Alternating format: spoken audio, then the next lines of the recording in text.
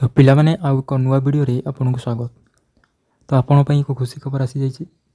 तो जोटा कि आपनकर ओडिशा पुलिस रिक्रुटमेंट बोर्ड बा ओपीआरबी तरफ आपण पई जो एसआई नोटिफिकेशन आसीला तो तार एग्जाम डेट आसी जाइए। ठीक अच्छे तो आप नोटिस देखिपे डेट रही 26 अगस्ट रो।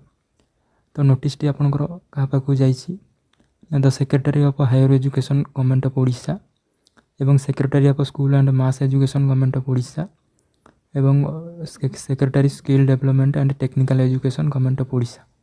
तो ये तीन टा डिपार्टमेंट पाखु जाइए जो आपनकर स्कूल एवं कॉलेजेस मानक आपनकर एग्जाम हम। ठीक अच्छे तो आपनकर सब्जेक्ट रही combine police service exam 2024 regarding. तो आपनकर जो एग्जाम हम एसआई रो तो तार ये नोटिस टी अटे।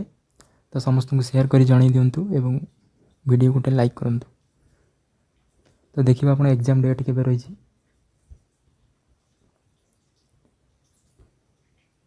तो आप देखिपारे एग्जाम डेट आप रही 4 अक्टोबर एवं 5 अक्टोबर रे।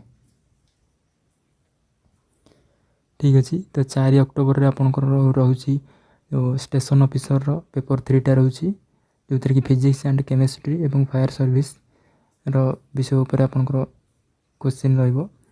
तो टाइम रोज आपनकर 3 घंटा एवं एटा सेकंड सिटिंग रे आपनकर रहिबो 1:30 रु 4:30।